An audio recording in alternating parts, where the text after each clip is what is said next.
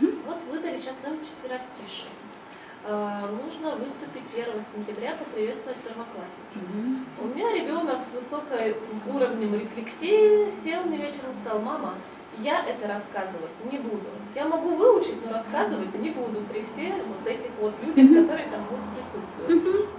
Вопрос, да, то есть как бы... Что делать? Что делать? Что делать? Потому что я понимаю, граница такая, с одной стороны, как бы, да, она подведет раз, да, во-вторых, как бы все равно навыки ораторские нужно как-то закреплять, но с другой стороны я понимаю, что, ну, лучше пусть она не выступит, чем вот это вот потом для нее вообще станет самым ненавистным. Да, это правда, но я бы вначале поработала бы с этим, да, то есть сначала давай поговорим с тобой, а что в этом самое страшное? Вот просто, давай, мы сейчас с тобой перечислим. Попробуйте описать страх. Да, Это про страх. Это все про страх. Это 100%. Давай мы просто посмотрим, что там самое страшное у нас. И пусть она перечислит вам все те страхи, которые у нее есть, ну, на предмет вот того, что она сейчас будет выступать. Что будет, если ты сейчас вот будешь выступать, что там самое страшное? Вот проговорит вот это все, да? Окей, хорошо, значит, вот про это, да? И иногда, ну, даже не иногда, а чаще всего мы рекомендуем такое детям, да, чтобы вот они все-таки довели это до крайней точки. Когда мы говорим, там, ну, вот там будет смеяться, и что, и дальше? Ну, посмеялись, и дальше что? А дальше там, и в общем, мы доходим до самого дна, да, прям до самого дна. Посмеялись, а дальше что? Ну, ты же продолжаешь рассказывать, да, то есть вот это все. Хорошо, а что дальше будет? А ничего. Ну, посмеялись, и что? Ну, мало ли, может быть, им смешно в принципе. Да. Ну, посмеялся один, а, там, например, 300 человек похлопали тебе, им нравится, они так не умеют. Ну, собственно говоря, да, они же не выступают, а ты молодец, выступаешь хорошо, ты же для них это все делаешь. То есть проиграть всякие ситуации вот такие, и иногда можно довести это до абсурда.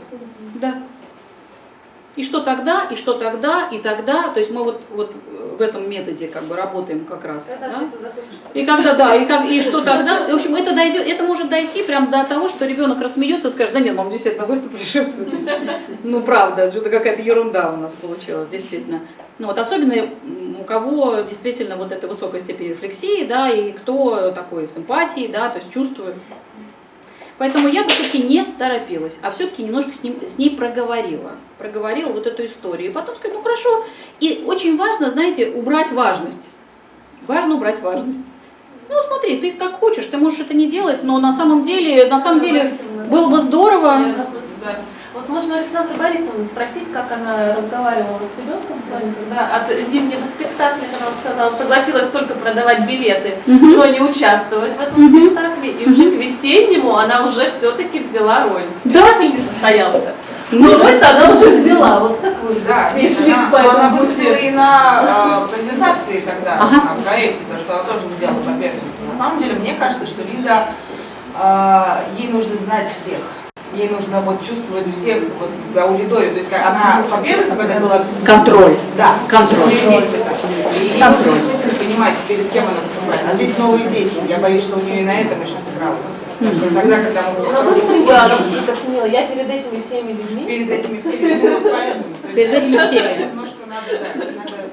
Очень классно. Ну вот на самом деле можно познакомить даже с этой аудиторией очень часто. Посмотри, вот это вот ребята, да, это будет вот такой, прям рассказать. Вот очень хорошо, когда мы рассказываем прям детально. Будет вот этот, ты его знаешь, вот, показать фотографии, будет вот это, а вот этот еще, да. Уже смотри, ты же всех знаешь, все прекрасно. Вот это тот зал, в котором ты будешь выступать. Ну, зайди туда, вот посмотри, попробуй.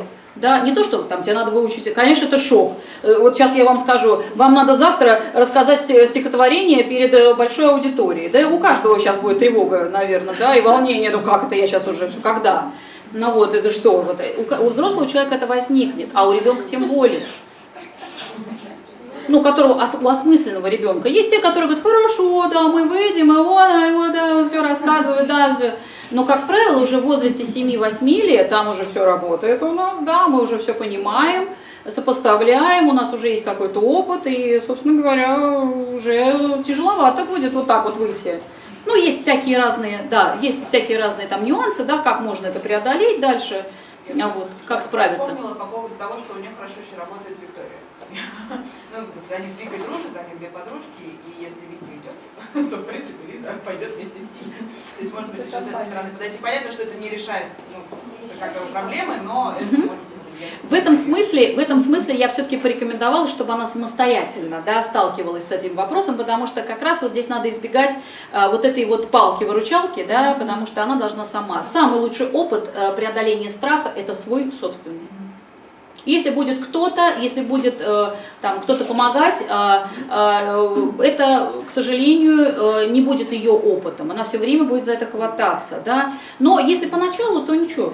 А вот потом уже, а теперь попробуй там, самостоятельно, без, да, потому что у нее там другая роль какая-то, еще что-то. Зависимость не формирована. Да, да, это правда. Я слушаю вас. Если вам понравилось наше видео, ставьте, пожалуйста, лайки и подписывайтесь на наш канал.